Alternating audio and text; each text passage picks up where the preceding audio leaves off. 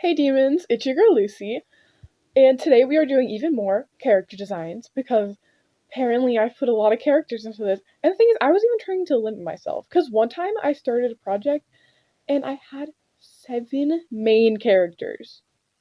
That was too many. I was really trying to cut myself down here, but turns out there actually is a lot of characters that will be relevant and need designs, and I probably should have designed these ones sooner. I don't know how I did a video designing random one episode side villains or heroes or whatever and didn't get to these people who actively had stories and like were in the main cast. So we should probably get into designing them. So the first person we are designing is a girl named I think Cassandra, and they'd call her Cass, or maybe Alex.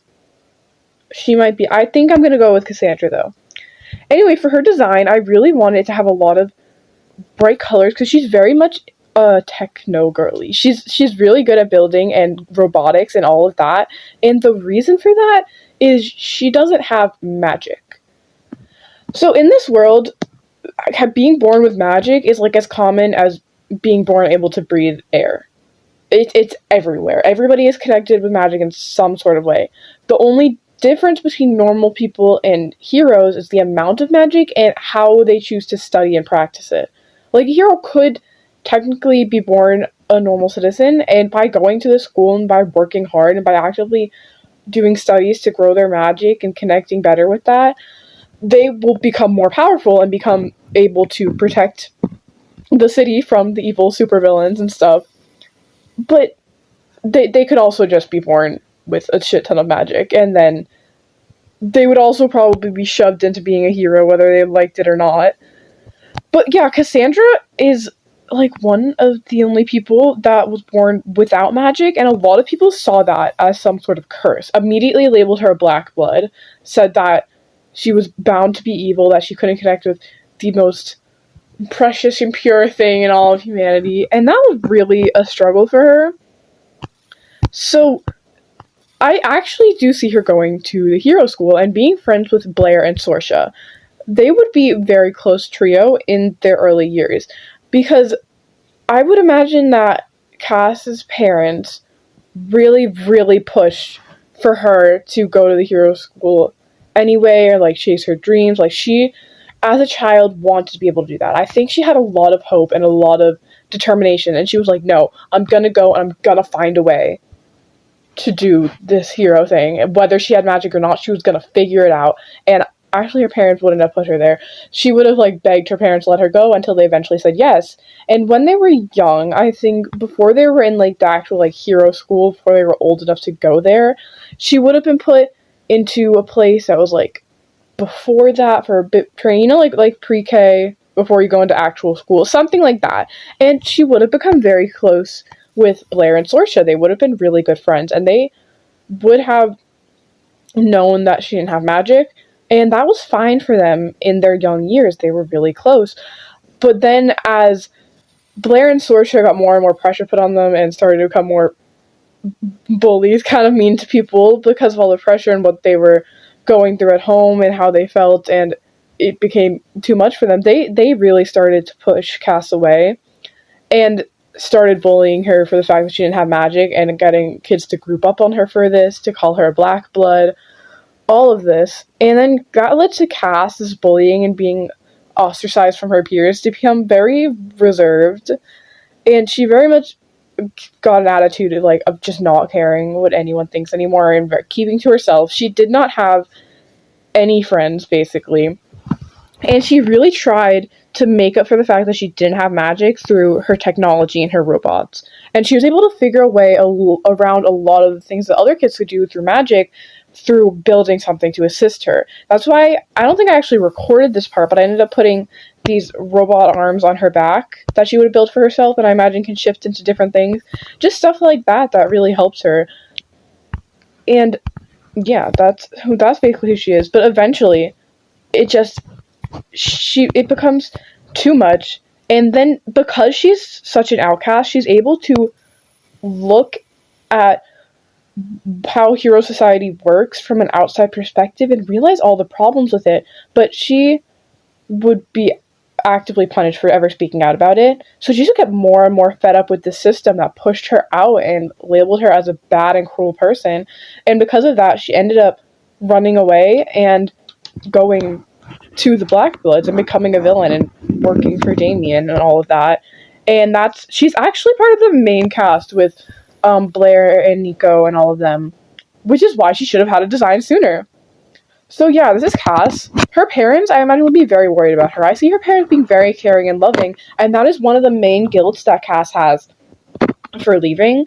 It's that she left her parents, because they were one of the people that did accept her and did truly love her, but she just couldn't handle what was going on in school. She felt like she couldn't talk to them because she was the one that asked to go there. She didn't want to let them down. And it was all of this. So now, she doesn't go out and fight the heroes like in person a lot, but I can see her being on screens, having a bunch of robots that she's controlling from back at Damien's lair or whatever, and fighting like that, and coming up with a lot of useful tools for the group. Oh, and she definitely hates Blair, especially at the beginning of the project I'm going to start with these characters. Her and Blair would not get along, because again, Blair made her life a living hell. He turned everyone on her. He was a huge bully. And yes, Blair was going through so much of his own things and was really struggling. That honestly doesn't really excuse it though, because he just turned on a really good friend and made her life so much worse, and she kind of hates him for it. And she thinks that he's vain and all of that. They will end up making up at some point, probably, but that'll be their dynamic at the beginning. They won't really be getting along, because Blair will also still kind of see her as the weird kid and be justifying why he did that. So yeah, that's Cass. I really like her design. I love the pops of colors. I think her hair looks so cool. Like, yes, she's so badass. She wears a mask to like cover up her face because she doesn't want to be seen. Oh, and the one colored eye would be, I think, like a contact she made for herself that has like techno things built into it that helps her with building. That's what that is. And yeah, I love her. She was really fun. Okay, I spent a long time talking about Cass, but there is more characters to get to, so this next one is Willow. I love her. I think she's so cutesy. So her basic character thing is she is a she's like a water person, okay? She's like one of the sea monsters. Their society is mainly underwater. There's a bunch of different types of them. They have a whole city underwater between the two islands. And that is where she comes from. And I think one of the main things about them would be how much they avoid fighting, how much they don't get involved with a lot of the politics and things going on above the surface. They kind of just keep to themselves. And they can be seen as very cowardly. I mean, I don't think they're actually cowardly, but that is what would be the view of them, just because of how much they stay out of it. I mean, honestly, I don't think it's that much of a bad thing to be staying out of wars and constant fighting. They're just chilling down there in the world that only they can get to. But yeah, people view them very negatively because they think they're cowards, they think they're weak. All of this, they don't take sides, they keep to themselves. And Willow, that's her name. Did I already say that's her name? Yes. Willow would have lived down there originally, but she really didn't fit in there. She wasn't as good at swimming or being agile or like all the other kids. They have a very certain, I don't want to say, they have a very certain body type. Just how like in many cultures people will look a specific way. They're typically very thin because they have to travel through water and be able to cut through it. And they're very good at moving quickly. That's their strength. They can weave through like tight rocks and all of that, and that's how they survive down there. Willow is not that, and I don't think that's a bad thing. But she really didn't fit in under there because she just wasn't as good at water things or being a little fish girl. And she was very strong. And strength isn't that useful under the water because it's under the water. Have you ever tried to punch something underwater? The water is very resistant towards it. So she was very strong, but her main strength, which was strength, really wasn't being used under there.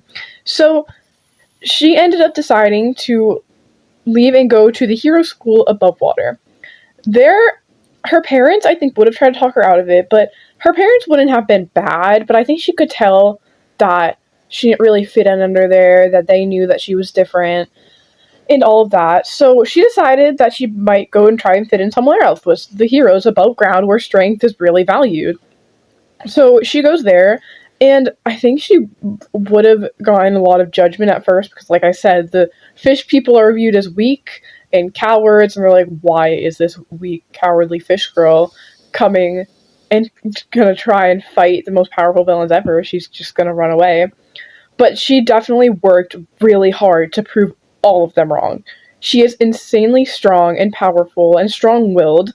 She just is so determined, but also so kind.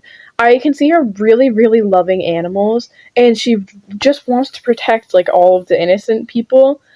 And also, she's very close friends with Sorsha. There would be a main hero team, which would be like the best students at the school that would go out and fight villains regularly that you have to like earn your spot on, and she would definitely earn her spot on it because she just works so damn hard. I really admire her for her work ethic. She's really good, and she's good at working hard, but also staying true to herself. And I love that for her. She's great. So yeah, she was on the hero team, which obviously Sorsha leads, and she became very close with Sorsha. But Sorsha kind of viewed her. I'm sorry. There's people walking outside my room, and they need to stop. Anyway, Sorsha kind of viewed her as like a sidekick in a way. Like, yes, she was friends with her, and honestly, that was one of the only people that Sorsha could consider a friend because she's so wrapped up in all of her work and being the best hero ever that she really pushes people away and doesn't let herself to grow close to people. Because the two friends that she had, which were Blair and Cass, both went and became villains, and she really just doesn't want to deal with it anymore. She doesn't think she needs anyone else. But Willow was always there for her. She was like ready to support her, ready to be a good friend, and ready to be a good person and help people defend against the villains. She was so ready for that. And she considers herself friends with Sorsha, but I don't think she realized that Sorsha really doesn't view her that way. She sees her as a sidekick, someone that can do things for her, and that's basically it. Which is a problem, because I can see them having a fight where Sorsha says that they're a sidekick, and Willow's like, wait, what do you mean I'm just your sidekick? Because she does not see herself as that. She sees herself as a strong, powerful person who has her own, goals in life, not just Sorsha support system. And Sorsha really expects her to forgive her, but she just doesn't, because she usually does, but I don't see her doing that with this one until Sorsha really changes. So that definitely would have been hard on the both of them, and I can see Sorsha being like, oh shit, I actually really need this person, and she was like the one person I had to support me, and I just wasn't a supportive friend, but Sorsha would have to go through a lot of growth for that to happen. So yeah, that is Willow. Oh, and another thing, Blair would be so mean to her. Like, okay, I love Blair. I love him so much, but oh my god, he is such a bitch sometimes. A lot of the time, actually. He needs a lot of character growth. He would be so mean to her because of where she came from. He would constantly be judging her for the fact that she's strong but not fast, for the fact that she came from a place that's viewed as weak and cowardly, for the fact that she's just a sidekick. He would constantly be making comments about how she even got on the hero team, how she'd be so easy to beat, how you're looking so weak this year. Like, he would really hone in on attacking this girl, and I'm like, Blair, shut up. I actually just want to see him get his ass beat, because he's so mean. But they would have become close later, okay? They would have made up. Also, Blair would definitely make comments about her weight, which, obviously her weight is not a bad thing. She's very strong. She's a great hero. But Blair is just so mean. He's so mean. Like, what is his problem? So anyway, that's Willow. And, yeah, I really like her. But that's it. I can see her actually really helping Blair when they become closer, and Sorsha, and realizing what they've been doing wrong and all of that. So that's her design. I think the design actually turned out really cute. I wasn't sure exactly what I wanted to make her in the beginning, but then I thought of a water person that was like mainly really good at fighting on land and how that would make her stick out, and I really liked that. So I went with the much thicker tail, and then I put her in some armor because most of the hero team wears armor. Oh, and her sword. She has that big sword, but I can see it also being able to turn into a shield, which is how she uses it a lot of the time. It like spins out and becomes like this big shield thing because I don't know, I think she'd be good at that. So yeah, on to the next design. Okay, last design in this video is actually a redesign of a character I did before, which is like the leader girl of the hero school thing. That was a really great description. She's like leading the school, she's into politics, she's all of that, basically queen of Gold Sky, the city with all the heroes and stuff. And she has a name now. It's Nerium. Pretty, I know, right? I think it's pretty. So, she already had a design in a very old video. Well, not very old, because the channel is still very new. But she had a design, old video, look back, hate the design. And this isn't like my last redesign, where I thought the drawings were bad, but the designs were okay, and I just, like, redid the designs and the new style I was trying out. No, I just don't like the design. It does not embody what I want her to be now. Then she was like an old woman who was kind of like grandma. She was like trying to be nice, welcoming. She looked soft. She looked comforting. She was really evil. Evil grandma turn on you. That's not what I want her to be anymore. I mean, she still has a lot of those traits, but now she's younger. I don't know if she's actually younger. She might just look younger, you know? She's very into tricking people into liking her with her false identity, with her sweetness, with her kindness. People think she's beautiful. People really trust her, which is kind of like Golden. I just didn't like how she looked before, okay? With this design, I didn't exactly know what to do. I kept struggling because I thought she just looks like Sarah from Hazbin Hotel, honestly. But it's like, how many things can you do for an angel person that's good, but probably evil? I don't know. Only one season Hazbin Hotel is out. But I really tried to make her look different. I kept her having the 6 wings, because, you know, biblically accurate angels have those, and I like it. I think more people should have more than just, like, the 2 wings. I honestly love her 6 wings. I think one of my favorite parts of her design, and I wasn't changing it. And I wanted to give her a bunch of eyes, also like biblically accurate angels. And I know that Sarah and Emily in Hazbin Hotel, when they get angry, you can see like a bunch of their eyes in their hair. I tried to put eyes on her wings. I couldn't figure out how to make it look good, so I ended up just giving her one eye that's in her bun, which was inspired by one of Lavender Town's designs. I kind of snatched that from her. Thank you, Lavender Town. I really like your videos. So I grabbed that from her, put the eye in her bun, and then other than that, just gave her floating eyes all around, because I imagine she sees everything. Okay? You're always being watched, so that if you make one mistake, then she'll, like, obliterate you, because really no sympathy for people that are struggling or just, like, made a mistake in their life, like, black and white thinking, like, you did one bad thing, evil person, does not deserve to be in Gold Sky. Which is obviously a lot of pressure. Again, she's definitely manipulating Sorsha and mentally abusing her to make her stay as her hero. And Sorsha's just never good enough in her eyes, never a good enough hero. It's too much pressure. So that's Nerium. I like her name. Are you guys proud of me? I gave names to everyone in this video. I can never think of names. I figured it out, guys. I'm getting better. Also, she would have been very close with Damien and also another character that I'm not going to reveal yet because I think he is going to be very important to the story. But they were like a trio, and then obviously they grew apart and a lot of things happened, and she's just kind of evil. She's kind of a psychopath. She really takes joy in the suffering of people that she deems as bad. Like, you have to be a good and perfect person for her to accept you, which in her mind, she thinks she's doing a good thing. She thinks she's a great person. She's getting rid of all the bad people. But in reality, people are just imperfect. People have negative traits and flaws, and she just cannot accept that and thinks they deserve the worst punishment and really has no sympathy. She needs to work on that. I mean, she won't because she's like, even though she's leading the hero, she's like a villain in this series, antagonist. So I don't see her getting redeemed. But yeah, that's Nerium. And honestly, I like her design. It might still need a few tweaks, but I think she looks much better, much more like the angelic person that I was envisioning her, that got everyone to love her and think that she's protecting them. So, yeah. Also, her hair glows. The inside of her hair glows. Just thought that was cool. Thought it would be like shining light. Like, look at me. My hair glows. So yeah, that's her. So those are all the characters that I have for this video. I hope you guys enjoyed it.